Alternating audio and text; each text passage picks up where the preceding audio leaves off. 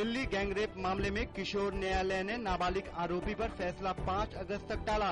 गौरतलब है कि पिछले साल 16 दिसंबर को चलती बस में 23 साल की छात्रा के साथ सामूहिक दुष्कर्म मामले में नाबालिग भी आरोपियों में शामिल था।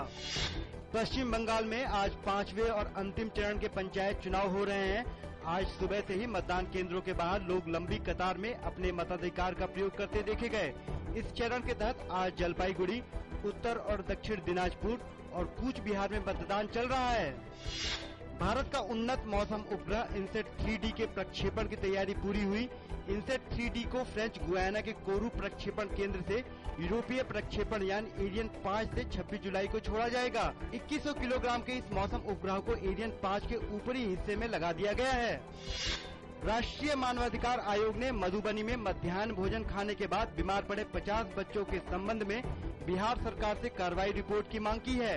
इस मामले में पर्याप्त सुविधाओं के अभाव में पटना के अस्पताल में जिंदगी की लड़ाई लड़ रहे 26 पीड़ितों के मामले में भी रिपोर्ट की मांग की गई है।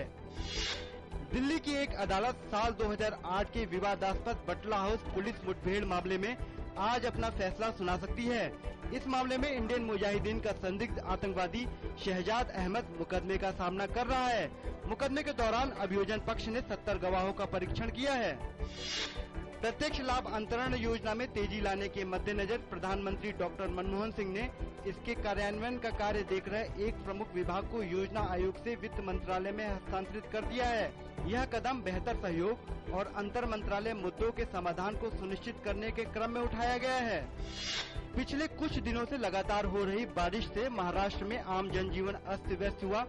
बारिश से जुड़ी घटनाओं में 33 लोगों की जानें गई। पूर्वी विदर्भ क्षेत्र में भारी बारिश से फसलों को भी काफी नुकसान हुआ। शेयर बाजार में देखी गई गिरावट। सेंसेक्स आज के शुरुआती कारोबार में 17 अंक से अधिक लुढ़ककर 20,073 अंक पर पहुंचा। नेशनल स्टॉक एक्सचेंज का निफ्टी 8 अंक गिरकर 5,983 पर खुला। रुपया आज के शुरुआती कारोबार में 21 पैसे लुढ़ककर 59 रुपए 34 पैसे के स्तर पर पहुंच गया।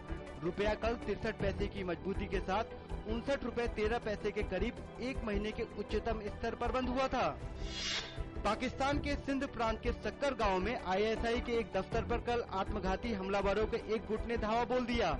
इस हमले में कम से कम 2 लोगों की मौत हो गई और 40 से अधिक घायल हो गए। यह हमला शाम को इफ्तार पार्टी के बाद हुआ।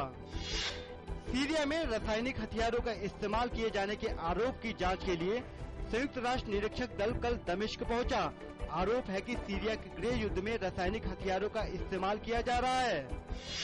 मिस्र में सेना द्वारा सरकार के तख्तापलट के बाद से स्थिति सुधरने का नाम नहीं ले रही है।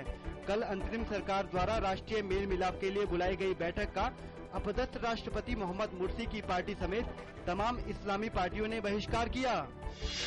स्पेन के उत्तरी भाग में स्थित सैंटियागो दा कंपोस्टेला के बाहर कल एक रेलगाड़ी के पटरी से उतर जाने से 60 लोगों की मौत हो गई। एक यात्री के मुताबिक तेजी से जा रही रेलगाड़ी एक मोड़ पर पटरी से उतरी।